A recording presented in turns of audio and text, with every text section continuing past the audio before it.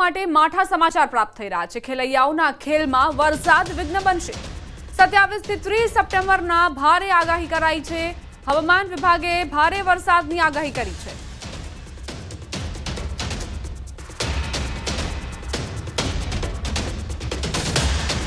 छब्बीस सितंबर से लेकर 2 अक्टूबर तक हल्का से मध्यम बरसात का संभावना रहेगा। गुजरात रीजन और सौराष्ट्र कच्छ रीजन दोनों क्षेत्रों के लिए आज हल्का से मध्यम बरसात का पूर्वानुमान दिया गया है और भारी बरसात का भी संभावना दिया गया है दोनों क्षेत्रों के लिए ही। 27, 28, 29, 30 गुजरात रीजन में आइसोलेटेड प्लेसेस में भारी बरसात का संभावना रहेगा। येलो वार्निंग इसमें दिया गया है।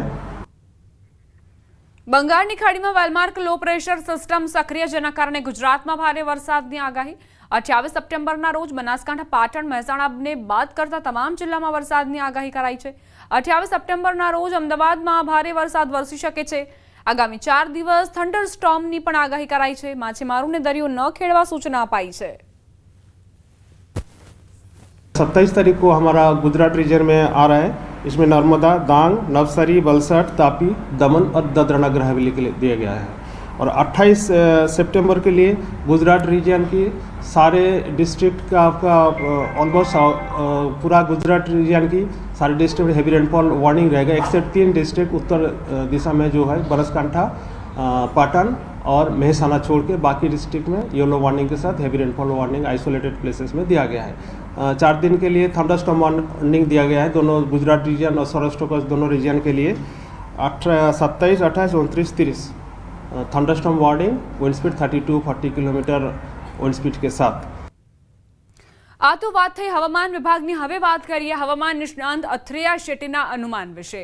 27 સપ્ટેમ્બરથી ગુજરાતમાં ભારે વરસાદની સંભાવના વ્યક્ત કરી છે। બંગાળની ખાડીની સિસ્ટમ ડીપ ડિપ્રેશન બનવાનું અનુમાન તેમણે વ્યક્ત કર્યું। સૌરાષ્ટ્ર, કચ્છ સહિત ગુજરાતમાં વરસાદ થશે। 27 સપ્ટેમ્બરથી ગાજવીજ સાથે શરૂઆત થશે। 28-29 સપ્ટેમ્બરે ભારેથી અતિભારે વરસાદ સંભવ। સુરત, વલસાડ, નવસારી, તાપીમાં સાવધાની જરૂરી। ડાંગ, નર્મદામાં પણ ભારેથી અતિભારે વરસાદ સંભવ।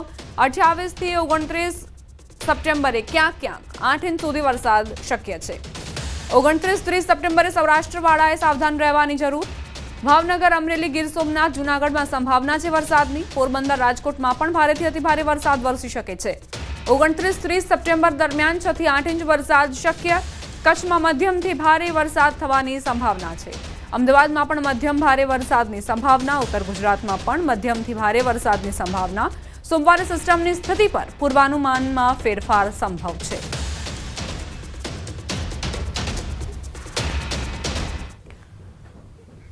દ્વારકામાં સેટેલાઇટ સર્વેમાં મગફળીની ઇમેજ ન દેખાતા ખેડૂતો મુશ્કેલીમાં મુકાયા।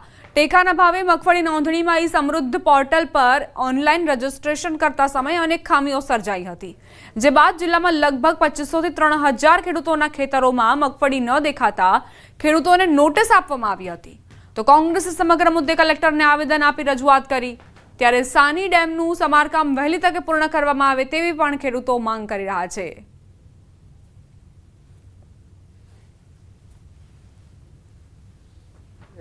અધિકારી અમને એવું જણાવ્યું છે કે એ જે મેસેજ કર્યા છે એ મેસેજને રદ કરવા થાય એ રીતે ખેડૂતોના મેસેજને રદ કરી અને જે ખેડૂતોએ મગફળીનું વાવેતર કરેલ છે એ લોકોને ટેકાના ભાવે મગફળી લેવામાં આવશે।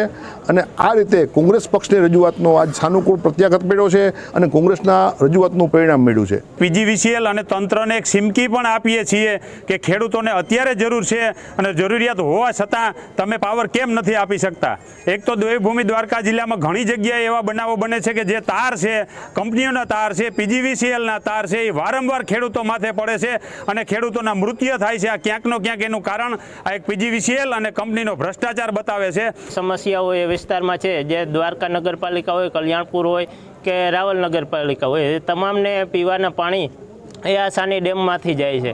એટલે આ સરકાર અને જે અધિકારીઓ છે, આ વહીવટી તંત્ર છે, એને તે આવું કેવું ગ્રહણ લાગ્યું કે જે આટલા વર્ષો થયા છતાં પણ એ ડેમના પાટિયા પણ ચડાવી નથી શક્યા। સમગ્ર મામલે ખેતીવાડી અધિકારીએ દાવો કર્યો કે ખેડૂતોની કોઈ અરજી રદ નથી થઈ, પરંતુ અરજીઓ ચકાસણી માટે મૂકવામાં આવી છે। ગ્રામ સેવક દ્વારા તપાસ દરમિયાન મગફળીનું વાવેતર હશે તો નિયમો અનુસાર ખરીદી કરાશે।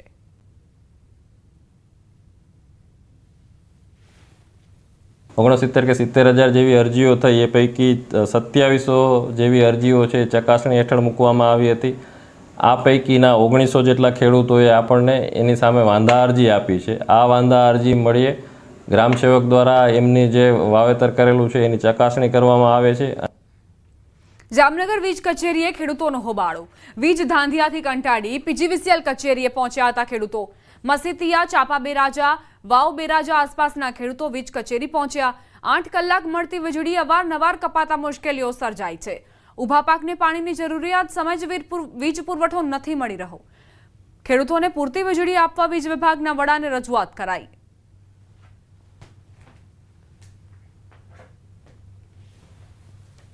અને ગ્રાહક તરીકે આજે ખેડૂત તરીકે અમે કેવા આવ્યા છે કે જરૂરત મુજબની અમને વ્યવસ્થા કરી દો. ઘડી ઘડી તાર તૂટે છે, ત્યાં વધારે એક ગાડી આપો હેલ્પરની, જ્યાં પાવર કપાય છે અહીંયા પૂરતો પાવર આપો. આ રજૂઆત અમે ત્રણેય ગામના આગેવાનો અને સરપંચોને લઈ અને આજે અમારો અવાજ રાખવા આવ્યા છે. ખેડૂતોને જણાવવામાં આવ્યું છે કે તે લોકો પોતાના ખેતરમાં સૌથી પહેલાં તો એક સેફટીના ELCB રાખે અને પોતાના જે લોડ છે એ લોડના પ્રમાણમાં જ લોડ વાપરે. એ ઉપરાંત જ્યારે પણ પાણીનો એમનો વારો હોય ત્યારે પ્રોપર મોટરો વાપરી પ્રોપર રીતે એનો ઉપયોગ કરી અને પાણીનો અને વીજળીનો બંનેનો વ્યય ન થાય એ રીતે ખેતરમાં પાણી પાય. રાજકોટમાં ટેકાના ભાવે મગફળીની ખરીદીના નિયમો સામે કોંગ્રેસે વિરોધ કર્યો. કોંગ્રેસના હોદ્દેદારો અને આગેવાનોએ કલેક્ટર કચેરી ઉગ્ર રજૂઆત કરી. ટેકાના ભાવ 70ના બદલે 200 મણની ખરીદી કરવાની માંગ. કોંગ્રેસના આગેવાને સરકારની નીતિ પર પ્રહાર કરતા કહ્યું કે સરકારે જીએસટીમાં ઘટાડો કરીને વેપારીઓને ખુશ કર્યા, તો શું ખેડૂત નાગરિક નથી? ખેડૂતો માટે પણ 200 મણ મગફળી ખરીદવાની જાહેરાત કરીને દિવાળી સ્વરૂપે ભેટ આપવાની માંગ કરાઈ છે. સરકાર દ્વારા 200 મણથી ઓછી ખરીદી કરવામાં આવશે તો તેઓ ગામડે ગામડે જઈને ખેડૂતોને જાગૃત કરશે અને સરકાર વિરુદ્ધ આંદોલન કરવામાં આવશે.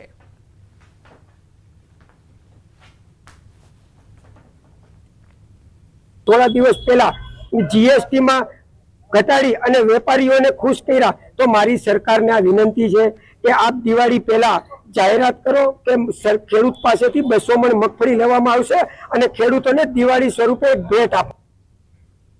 અમદાવાદના જમાલપુરમાં લાગેલા પોસ્ટર મામલે ધારાસભ્ય ઇમરાન ખેડાવાલાએ ખુલાસો કર્યો. ખેડાવાલાનો દાવો છે કે આ પોસ્ટર ઈદે મિલાદ તહેવારમાં લગાવાયા હતા. નવા બેનર કોઈ સ્થળે લગાવાયા નથી. બેનરે કેમ લગાવાયા તેનું પણ તેમણે કારણ આપ્યું છે. એ પ્રમાણે અત્યારે કોઈ પણ જાતના બેનર નવા કોઈએ લગાડ્યા નથી. આ બેનર લાગેલા છે ઈદે મિલાદ સમયના જ છે અને લોકોએ આઈ લવ મોહમ્મદના બેનર એટલા માટે લગાડ્યા કે ભાઈ જે દુનિયામાં જે શાંતિનો સંદેશો આપ્યો છે એ પૈગંબર સાહેબનો જન્મદિવસ હોય છે. એ પૈગંબર સાહેબના જન્મદિવસે દરેક લોકોએ પોતાના ઘર પાસે પણ પોતાના મહોલ્લામાં અથવા તો કોઈ જગ્યાએ કોઈ મોટા કાર્યક્રમ થતા હોય ત્યાં આ પ્રકારના બેનરો લાગેલા હતા. તો હાલ સોશિયલ મીડિયામાં ચાલતા પોસ્ટર ટ્રેન્ડ મામલે ખેડાવાલાએ પ્રતિક્રિયા આપતા લોકોને શાંતિની અપીલ કરી. જે લોકો એક ટ્રેન્ડ ચલાવી રહ્યા છે એની અંદર ખાસ કરીને યુવાનોના અંદર જે ટ્રેન્ડ ચાલી રહ્યો છે, હું લોકોને વિનંતી કરું છું કે ગુજરાતના અંદર શાંતિ, સલામતી, સુરક્ષા તમામની જવાબદારી આપણા સૌની છે. બાકી તો ગુજરાતની 6.5 કરોડની પ્રજાને અત્યારે શાંતિ, સલામતી ને અત્યારે નવરાત્રીની સિઝન છે, નવરાત્રીનો તહેવાર છે, લોકો આદ્ય શક્તિના અંદર જોડાયેલા છે. આવનારા દિવસોના અંદર દિવાળી આવશે, બેસતા વર્ષ આવશે અને બીજા ઘણા બધા તહેવાર આવશે. તો મારી લોકોને વિનંતી અને ખાસ અપીલ છે કે ગુજરાતની શાંતિને જે ઢોળવાનો પ્રયાસ કરતો હોય તેનાથી દૂર. ગીર સોમનાથમાં તાલાલાની હિરણ નદીનું દરિયામાં વહી જતું વધારાનું પાણી કપિલા નદીમાં ડાયવર્ટ કરવામાં આવ્યું છે. પાણી ડાયવર્ટ થતા અસંખ્ય ગામોને લાભ થશે. ચાલુ વર્ષે ગીરમાં વરસાદની પણ અછત જોવા મળી રહી છે, ત્યારે આ પાણીથી સિંચાઈનો લાભ મળશે. તાલાલાના ધારાસભ્ય ભગવાન બારડની રજૂઆત બાદ સિંચાઈ વિભાગ દ્વારા નિર્ણય લેવાયો. આ નિર્ણયથી અંદાજે 3000 હેક્ટર જેટલી ખેતીલાયક જમીનને સિંચાઈનું પાણી મળશે. તો સાથે જ કપિલા નદીમાં પાણી વહેતા આસપાસના અસંખ્ય કુવાઓ રિચાર્જ થશે. તાલાળાથી કેનાલ માટે વધારાનું પાણી એ નાની નદીઓના વેતરાઓમાં ડાયવર્ટ કરવા માટે હમણાં થોડાક દિવસ પહેલા એ પાણી સરકારશ્રીની મંજૂરી લઈને એમાં છોડવામાં આવ્યું છે અને એ સુસરી નદી કહેવાય છે કપિલા. અને એ પીપરવા ગામ જે છે તાલાળાની બાજુમાં, એ પીપરવા ગામ મેરે નદી આવેલી છે ને ત્યાંથી એ પાણી છોડવામાં આવે છે. પાણી છોડવામાં હિરાન ડેમ ઉપરથી છોડવામાં આવ્યું એ અમારા ગામના જે પાણી છોડવાથી અમારા ગામના ખેડૂતોને ઘણો બધી ફાયદો થયો છે. તેમજ ખેડૂતોને તો ફાયદો થયો છે પણ ગામને પણ ફાયદો થયો છે. ગામના તળ ઊંચા આવ્યા છે. ગામને કાયમ માટે પાણીની સમસ્યાનો હલ થઈ જાય અને સરકારશ્રીની ગાઈડલાઈન મુજબ જે ખેડૂતો આ વિસ્તારની અંદર હેરાન નંબર 2 થયા 200 થી 300 ખેડૂતો આવેલા છે એનો ફાયદો થયો છે. મારા ગામને તો ઠીક ફાયદો થયો જ છે 100%. હું સરકારશ્રીનો આભાર માનું છું કારણ કે અમારા ગામમાં આ વર્ષે વરસાદનું પ્રમાણ ખૂબ ઓછું રહ્યું છે અને એથી જે પાણીનું સ્તર છે એ ખૂબ નીચું જઈ રહ્યું છે. પણ આ પાણી છોડવાથી હવે ધીરે ધીરે પાણીનું સ્તર ઊંચું આવતું જશે અને ખેડૂતોને શિયાળો અને ઉનાળો પાક લેવામાં ખૂબ સરળતા પડશે. આગળના જે 30-40 ગામડા બાદલપરા સુધીના છે એ બધા ગામડાઓને આનાથી લાભ થશે કારણ કે અત્યારે વરસાદનું આ વખતે બધા વિસ્તારમાં ખૂબ પ્રમાણ ઓછું રહ્યું છે. મહીસાગરના લુણાવાડા તાલુકાના ચાપેલી મઠ ગામેથી એક ચોંકાવનારી ઘટના સામે આવી. વિધવા બહેનના નામની 20 એકર જેટલી જમીન પચાવી પાડવા ભાઈએ હદ વટાવી દીધી. જીવિત બહેનનો ખોટો મરણનો દાખલો બનાવડાવી દીધો. એટલું જ નહીં, પોતાના સ્વર્ગસ્થ પિતાને બહેનના પતિ બનાવી ખોટું પેઢીનામું પણ બનાવી દીધું. વૃદ્ધા જ્યારે જમીનની નકલ કઢાવવા ગયા ત્યારે સમગ્ર ષડયંત્રનો પર્દાફાશ થયો. અધિકારીએ જ્યારે જણાવ્યું કે તમારો તો મરણનો દાખલો છે અને જમીન તમારા ભાઈના નામે થઈ ગઈ છે, ત્યારે બહેનના પગ નીચેથી જમીન સરકી ગઈ. વૃદ્ધાએ જિલ્લા કલેક્ટર, પ્રાંત અધિકારી તેમજ મામલતદારને રજૂઆત કરી જમીન પાછી મેળવવા વિનંતી કરી છે અને ખોટા સરકારી રેકોર્ડ બનાવવા બદલ પોતાના ભાઈ વિરુદ્ધ કાયદેસરની કાર્યવાહી કરવા માટે પણ માંગ કરી છે.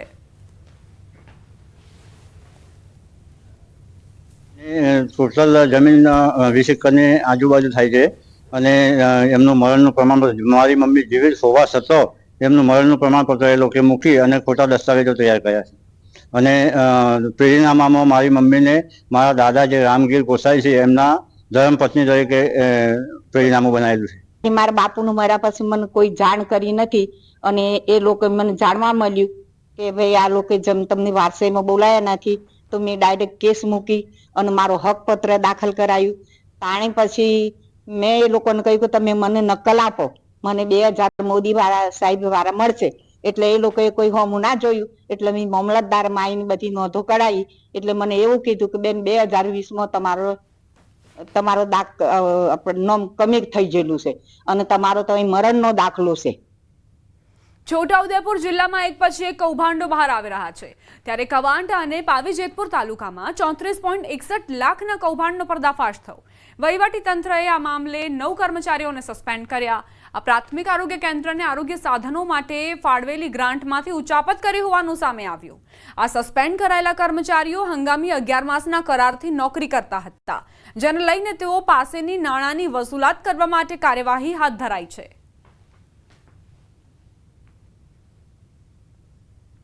જેતપુર, પાવી તાલુકો, છોટાઉદેપુર અને કવાંટ તાલુકામાંથી અમે કામગીરી પૂર્ણ કરી દીધેલી છે અને ત્યાં અંદાજિત લગભગ 9 જેટલા કર્મચારીઓ આ બાબતમાં ખોટી રીતે એનું દુરુપયોગ કરીને પૈસાની ઉચાપત કરેલ જણાય છે.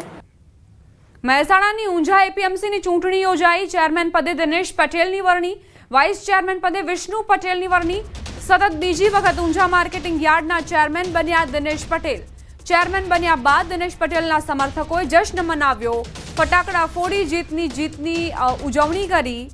9 મહિનાથી એપીએમસીમાં વહીવટદારનું શાસન ચાલતું હતું.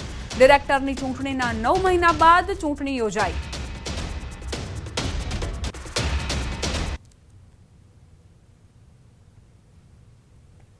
ઊંઝા એપીએમસીની ચૂંટણી યોજાઈ, જેમાં દિનેશ પટેલને ફરી એક વખત ચેરમેન પદની જવાબદારીઓ સોંપાઈ છે. તેમની વરણી થઈ છે. વાઇસ ચેરમેન પદે વિષ્ણુ પટેલની વરણી કરવામાં આવી છે. તો આ તરફ સતત બીજી વખત ઊંઝા માર્કેટિંગ યાર્ડમાં દિનેશ પટેલને ચેરમેન બન્યા બાદ સમર્થકો અહીં ઉમટી પડ્યા હતા, ખુશી વ્યક્ત કરી હતી, જશ્ન મનાવ્યો હતો. ફટાકડા ફોડીને પર્વની ઉજવણી કરતા હોય તેવા દ્રશ્યો પણ સર્જાયા. 9 મહિનાથી એપીએમસીમાં વહીવટદારનું શાસન ચાલતું હતું. ડિરેક્ટરની ચૂંટણીના 9 મહિના બાદ ચેરમેનની ચૂંટણી યોજાઈ.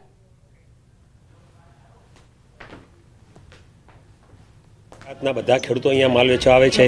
ઊંઝા એપીએમસીમાં ખેડૂતને પોષણક્ષમ ભાવ મળશે તો જ નીચે બીજી એપીએમસીમાં પણ એનો રિફ્લેક્શન આવશે અને તો એમને પણ સારા પારદર્શક ભાવ મળશે. રાજકોટ જિલ્લાના ધોરાજી નગરપાલિકાના પ્રમુખ સહિત અન્ય 2 સભ્ય વિરુદ્ધ કોંગ્રેસ દ્વારા સાધારણ સભામાં બનાવટી અને બોગસ ઠરાવો અને ખોટા કાયદા વિરુદ્ધના હોવાનું કહી પોલીસ ફરિયાદ નોંધાઈ. ભાજપ શાસિત નગરપાલિકાની ત્રિમાસિક સાધારણ સભા યોજાઈ. આ સાધારણ સભામાં ફક્ત 10 મિનિટમાં ઠરાવો બોલી બહુમતીના જોરે પાસ કરી દેવાયા, જેને લઈને કોંગ્રેસમાં ભારે નારાજગી વ્યાપી, જેથી વિરોધ પક્ષના નેતા દ્વારા કોર્ટમાં રજૂઆત કરી અને ગુજરાત પ્રાદેશિક નિયામકને ફરિયાદ પણ કરાઈ. શહેર કોંગ્રેસ દ્વારા ધોરાજી પોલીસમાં નગરપાલિકા ભાજપ પ્રમુખ અને 2 સભ્યો વિરુદ્ધ ફરિયાદ કરતા નગરપાલિકામાં ખળભળાટ મચી ગયો છે. એમનો જે ઠરાવ કરવામાં આવ્યો છે એ ઠરાવ નંબર 44 થી ઠરાવ કરવામાં આવ્યો છે. આ ઠરાવ ગેરકાયદેસર કાયદા વિરુદ્ધનો ખોટો ઠરાવ ઊભો કરી અને નગરપાલિકાના જે લોકોના નાણાં છે હડપ કરી જવા માટેના પ્રયત્નો થઈ રહ્યા હોય એવું અમને લાગ્યું છે. કોંગ્રેસ આજે વિરોધ પક્ષમાં છે અને પાયાવિહોણા આક્ષેપો કરે છે. જે બિલની વાત કરે એ બિલ હકીકતની અંદર આજની તારીખમાં તમે રેકર્ડમાં નગરપાલિકામાં તપાસ કરી શકો, બિલ જ આવ્યું નથી, પછી એની ચૂકવણીનો પ્રશ્ન જ નથી રહેતો. હવે જે વસ્તુની ચૂકવણી જ નથી થઈ તો ત્યાં ભ્રષ્ટાચાર કેવી રીતે? જે પાસ કરવામાં આવ્યા એમનો તો જે એજન્ડા નીકળ્યો એ આપ એજન્ડા નગરપાલિકામાંથી પણ મેળવી શકો અને એ બધા પ્રજાહિતના કાર્યોના એજન્ડા હતા અને એ પ્રજાહિત માટે પાસ કરવામાં આવ્યા. દાહોદના ફતેપુરમાં ખાનગી સ્કૂલનો શિક્ષક બન્યો હેવાન. વાત્સલ્ય સ્કૂલ ઓફ નોલેજ નામની શાળામાં શિક્ષકે નાના વિદ્યાર્થીને ઢોરમાર માર્યો.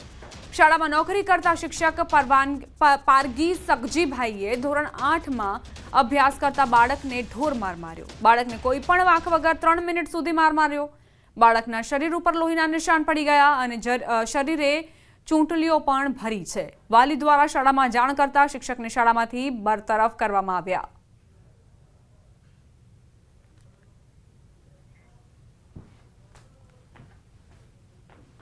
સાથે ચર્ચા કરી અને શિક્ષક સુધી રૂબરૂમાં લગભગ 45 મિનિટ સુધી ચાલેલી ચર્ચાથી અમે વાલીને સમાધાન કરી અને શિક્ષકને શાળામાંથી છૂટ્યા કર્યા છે અને ઓન ધ સ્પોટ તાત્કાલિક એ શિક્ષકને ફરજમાંથી મુક્ત કરીએ છીએ તેવું તેમને પાસેથી અમે લખાણ લીધું છે કે મારા બાળકના સાથે આવું થયું છે તો સાહેબે તૈયારીમાં મારા કીધા પ્રમાણે પગલાં લીધા છે.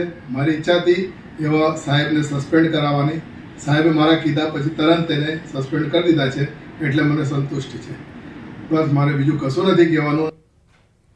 64 કરોડથી વધુની છેતરપિંડી કેસમાં ધરપકડ કરાઈ છે. ગાંધીનગર સીઆઈડી ક્રાઇમે વિનોદ પટેલની ધરપકડ કરી. અર્બન કોઓપરેટિવ બેંક લિમિટેડના પૂર્વ સીઈઓ હતા. વર્ષ 2016 થી 2023 સુધી 64 કરોડથી વધુની ઠગાઈનો તેમની પર આરોપ છે. મુખ્ય આરોપી બીજલ મહેતા અને તેમની પત્ની સાથે મળીને કૌભાંડ આચર્યું. ખોટી વેલ્યુએશન રિપોર્ટ અને ખોટા બાંધકામ સર્ટિફિકેટ બનાવી તેને સાચું રજૂ કરીને કૌભાંડ કરાયું.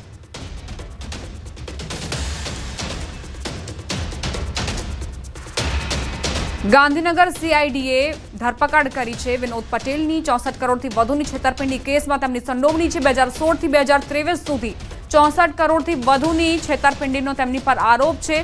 મુખ્ય આરોપીઓ સાથે મળીને તેમણે આજે છેતરપિંડી કરાઈ હતી તેમાં ભાગ ભજવ્યો હતો. અંકલેશ્વરમાં ગેરકાયદે દબાણો પર ફરી વળ્યું બુલડોઝર. અર્બન ડેવલપમેન્ટ ઓથોરિટી દ્વારા કાર્યવાહી કરાઈ. વિનય અને ભાગ્યોદય કોમ્પ્લેક્સ વિસ્તારના દબાણો હટાવાયા. ચુસ્ત પોલીસ બંદોબસ્ત સાથે અધિકારીઓએ કામગીરી કરી. ગેરકાયદે દબાણો હટાવતા દબાણકારોમાં ફફડાટ ફેલાયો છે.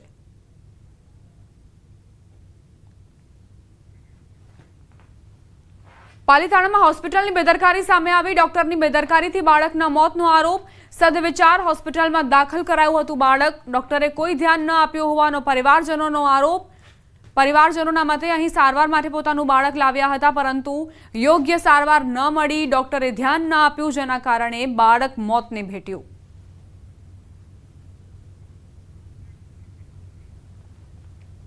મેટ્રોને વધુ 2 નવા સ્ટેશન મળશે. અમદાવાદ ગાંધીનગર રૂટ પર સ્ટેશન શરૂ થશે. કોબા ગામ અને જૂના કોબા સ્ટેશન શરૂ થશે. બંને સ્ટેશન 29 સપ્ટેમ્બરથી કાર્યરત થશે તેવી જાણકારી છે.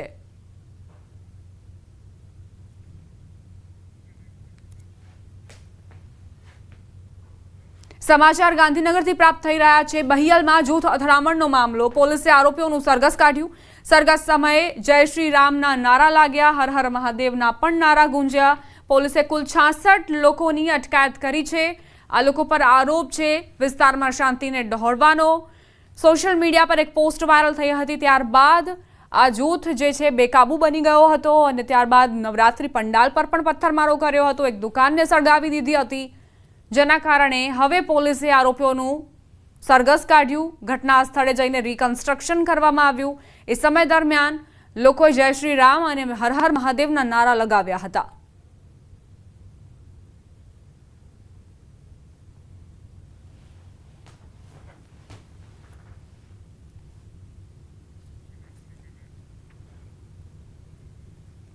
ગાંધીનગરના દહેગામના બહિયલમાં નવરાત્રીના પંડાલ પર થયેલા પથ્થરમારાનો મામલો, ભગવા સેનાના રાષ્ટ્રીય અધ્યક્ષ કમલ રાવલનું નિવેદન। નવરાત્રીના પંડાલમાં પથ્થરમારો, દુકાનોમાં આગ લગાવી, કારમાં તોડફોડ કરવી આ પહેલાથી જ બનેલા પ્લાનિંગ છે। બહિયલમાં જે વસ્તુ બની તેના અમદાવાદમાં પોસ્ટર લાગ્યા, તે તાત્કાલિક ઉતારી દેવામાં આવે।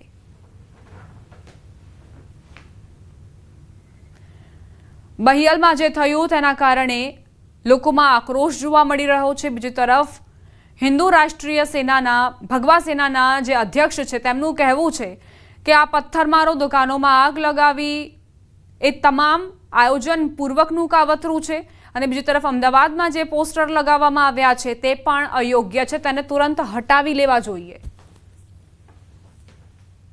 સંખ્યામાં આવી જવું, લોકોનું દુકાનો સળગાવી દેવી, ગાડીઓને નુકસાન કરી દેવું, પાંડાલ ઉપર મતલબ જે કહેવાય છે કે માતાજીના ગરબા જ્યાં થાય છે ત્યાં પથ્થરમારો કરી દેવો, એટલે આ કંઈક મને એવું દેખાય છે કે ક્યાંક પહેલાંથી 5-6 મહિના પહેલાં જ આ બધા પ્લાનિંગો બનેલા છે, એના પોસ્ટરો અમદાવાદમાં લાગી ગયા છે। તો સરકારને હું પ્રાર્થના કરું છું કે જ્યાં ગુજરાતની શાંતિ ભંગ કરવાના પ્રયત્નો ચાલે છે તો એની પર કાયદેસરની કાર્યવાહી થાય અને પોસ્ટરો તત્કાલીન રૂપે ઉતારી દેવામાં આવે। 2030 સસ્ટેનેબલ ડેવલપમેન્ટ ગોલ એટલે કે SDG એજન્ડાના છેલ્લા 5 વર્ષ અને તેનાથી આગળના સમય માટે એક બોલ્ડ વિઝન બનાવવા માટે 80મી સંયુક્ત રાષ્ટ્ર મહાસભા માટે વિશ્વ નેતાઓ એકઠા થયા હતા।